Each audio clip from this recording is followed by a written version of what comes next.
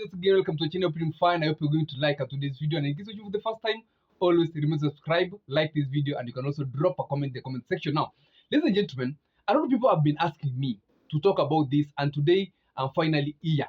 Why is it that among the opposition principals, Rigathi Gachagua, Fred Matiang'i, Eugene Wamalwa, it's only Stephen Kalonzo Musyoka that there have always been attempts to try and sway him to government? What does that mean politically? Why are they not trying to reach to Matiang'i? Why are they trying not to reach to Rigathi Gachagua? Why not Natembeya? Even there was some times back an allegation that there were late night meetings happening, trying to find a way that Kalonzo could go back to the two-term side. In this, I just want to look into that. And without further ado, let's get into it. Ladies and gentlemen, I've always said here that there is no way the opposition can attempt to lose Stephen Kalonzo Musyoka. If there is an important figure in the opposition, not to lose it's Stephen Kalonzo Musyoka. And these are the reasons. Number one, Stephen Kalonzo Musyoka has been tested through ballot. His votes are known. And the type of voters, yes, the type of supporters behind Stephen Kalonzo Musyoka are known. So why Stephen Kalonzo Musyoka? If Stephen Kalonzo Musyoka today woke up, for instance, I want to give you a clear image. If Stephen Kalonzo Musyoka today woke up and say that because of these reasons and these reasons and these reasons, I have decided to join President Ruto's government, and I will be working ahead. We'll be working even beyond 2027. Just for an example, I know that's not going to happen, but if he says so, his supporters will move with Stephen Kalonzo Musyoka. He has very loyal supporters who will, even at a change of glance of things like that, the campus will move with Stephen Kalonzo Musyoka. Unlike the people from the Mount Kenya region, the Kikuyus, if Rigathi Gachagua today announced his return to government, for instance, do you think Kikuyus will go back to government? It will only find that Rigathi Gachagua himself as a person is the one joining, but the followers and the supporters will totally reject that opinion. And that's why sometimes Rigathi Gachagua himself said that in the mountain, leaders follow the people. You cannot, the people cannot follow you if you make a decision that is unpopular, unlike the supporters of Kalonzo Musyoka. So that's the first reason why Stephen Kalonzo Musyoka is being weighed or is being hunted to join the other side of government. Second reason, as I said, Stephen Kalonzo Musyoka votes are known. They have been tested in ballot. If Stephen Kalonzo Musyoka could have been reached and accepted the offer to join government, because that one has been made even in public rallies, that Stephen Kalonzo Musyoka should join government, his votes are known. You can count on the votes. You know that if I bring Kalonzo Musyoka onto this, our ticket, it will come with this number of votes. Then it's easy even to make your calculation and to work in a strategy that can favor the other side, that whichever side he will join. So that's the second reason why he's been hunted always to join government. Now, ladies and gentlemen, this is the most important reason. The two-term side has already figured out, and as did see this long time ago. In the opposition, there are principles, strong principles. Fred Matiang'i, Rigathi Gachagua, Kalonzo Musyoka, Eugene Wamalwa, Natembeya, all of them have been saying that they will be contesting for presidency. They will be getting into the negotiation table to try and be selected as the opposition flag bearer. If in any case Stephen Kalonzo Musyoka is not the one selected, if they come out and say now we have decided that we are giving Matiang'i the ticket of the opposition, do you think Stephen Kalonzo Musyoka could rather deputize Fred Matiang'i, or could rather run for presidency alone, which will be an advantage to the two-term side? A lot of people will advise Kalonzo Musyoka to even run for presidency alone, or even to go and change tune and support the other side, of course, with a lot of promises.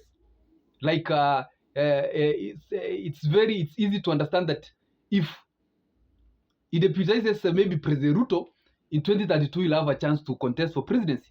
But if he deputizes Fred Matiang'i, it will mean that he'll have to wait for 10 years. In any case, Matiang'i will also want to rerun in 2032 for his second term to office. So any chance, any option to try and deny Stephen Kalonzo Musyoka the opposition flag bearership ticket, which of course can likely to happen if they even ask opinion from Kenyans. If you've been seeing a lot of opinion polls, today if you fronted two candidates, Matiang'i and Stephen Kalonzo, to the general public, I always say, and I did even say this in my last analysis, Kenyans will go for Fred Okengo Matiang'i. Kenyans right now need somebody they have seen do things, and they're even not interested in even tribal arithmetics. They need somebody who can change or can make things work. And a lot of even the Gen Z, if you remember very well, during the protest that led to a lot of people losing life, it's the time that Gen Z say that our candidate is Fred Okengo Matiang'i. Gen Z will propose Fred Okengo Matiang'i, a good number of them. In any case, that's the chance, and Matiang'i now clinches that ticket. It will even be easier for the two-term side to reach Stephen Kalonzo Musyoka, giving him a lot of promises, influence with a lot of monies, tell him that it's either you will fund your campaign, you run as presidency alone and get some support, whoever people will want to join you, or you'll join our side, which both options will be working to the advantage of the Ruto side. Because if Stephen Kalonzo Musyoka runs for presidency, it automatically means that that election is likely to go to a runoff where we'll have two candidates in the second round. If he joins President Ruto's side, it only means that that's an advantage, added votes to what President Ruto could get in the 2027 election. And that's why it's always been Stephen Kalonzo Musyoka trying to be reached out to. But if you sing the counter that the likes of Rigathi Gachagua are doing, they know that strategy. They have studied the ground and understood that. And that's why even Rigathi Gachagua has said that he knows how to play the game. If you produce a Mount Kenya presidential candidate like Rigathi Gachagua, it automatically means that that opposition bloc is split totally. If you produce a Mount Kenya running mate from the opposition split totally, because it will provide for a presidential candidate to come from either from Western or Nyanza. So, and that's why you can see that Rigathi Gachagua is trying to lean to the side of Kalonzo Musyoka. Even the other day in our company was saying that if President Ruto wants to reach to Kalonzo Musyoka, he should pass through Rigathi Gachagua. In other words, he was saying that I understand why you are trying to reach out to Kalonzo Musyoka. Ladies and gentlemen, that's how complicated the dynamics of politics stands at the moment. If Kalonzo Musyoka maintains the opposition and gets the flag bearership of the opposition, of course with the support of Rigathi Gachagua, Matiang'i, and all the other candidates, then that election is won early in the morning. Because if the Mount Kenya region will be casting their votes, 6 million of them in the morning, like they say, they vote in the morning, the election will be ended by 10 a.m. in the morning. 6 million votes from the Mount Kenya region, 2 million from Eastern region campus. Remember, the campus have been the call for 15 good years. Since 2012, that's the last time they had top position in government. 15 good years out of government. So in 2027, if they're given a chance that now you are going to produce the presidential candidate, then they are going to vote in very large numbers, in a very large turnout. So if you have 6 million, 2 million from Mount Kenya, that's enough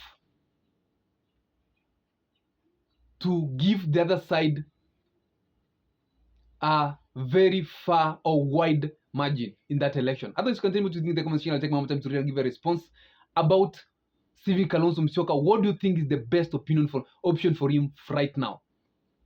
What could happen if Stephen Kalonzo Musyoka is not the one given the flag bearership of the position? Have a nice day and stay safe wherever you are.